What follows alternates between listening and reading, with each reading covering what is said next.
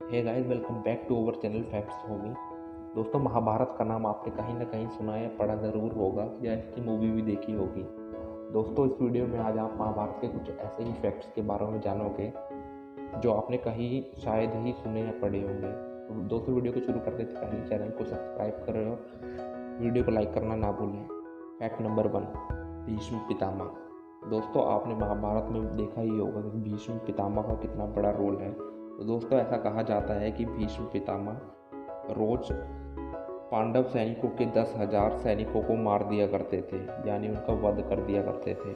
Fact number 2, दोस्तों, जब महाभारत का युद्ध खत्म हुआ था तो युधिष्ठिर की आज्ञा से अंत में जितनी भी लाशें बची हुई थी कुरुक्षेत्र में, उन सबको जलाने का आदेश दिया गया था, क्योंकि किसी भी योद्धा की लाश ज़मीन पर ना पड़ी दिखे उस युद्ध के बाद। नंबर 3, दोस्तों, ऐसा कहा जाता है कि पहले दिन महाभारत के युद्ध में शुरू होने से पहले श्री कृष्ण ने दोनों सेनाओं के बीच खड़े होकर अर्जुन को भगवत गीता का ज्ञान दिया था और समय को रोक दिया था। दोनों सेनाओं के सैनिक के लिए टाइम रुक सा गया था और दोनों सेनाओं के सैनिक सुन पड़ गए थे। नंबर 4, दोस्तों, जैसे ही महाभारत का युद्ध खत्म हुआ था और जैसे ही श्री कृष्ण और अर्जुन अपने रथ से उतरे थे, वैसे ही उनका रथ पूरा जलकर भस्म हो गया था।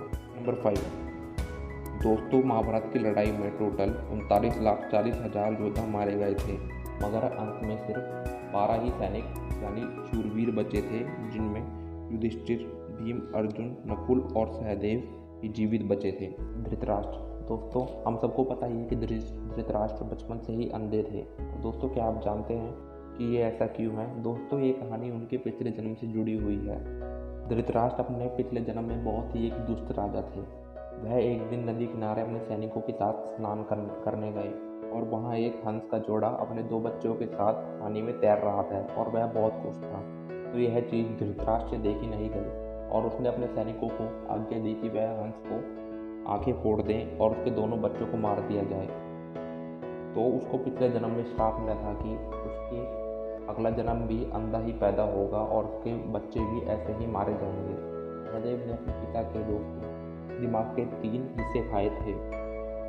ऐसा इसलिए क्योंकि पांडु, उनके पिता का नाम, वह बहुत ही ज्ञानी थे। उनकी आखिरी इच्छा यही थी कि उन्होंने जो भी ज्ञान प्राप्त करा है अपनी पूरी जिंदगी में, वह उनके बच्चों में चला जाए। फिर सहदेव ने हिम्मत दिखाकर पिता की इच्छा का पालन किया। उन्होंने पिता के दिमाग के 3 हिस्से खाए।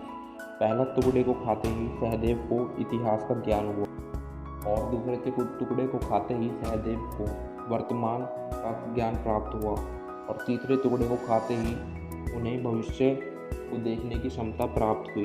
इस तरह वह श्री काल यज्ञ का नाम उनको मिला। दोस्तों, अगर आपको वीडियो पसंद आई हो तो चैनल को सब्सक्राइब करें और अपने दोस्तों को साथ शेयर ज़रूर करें।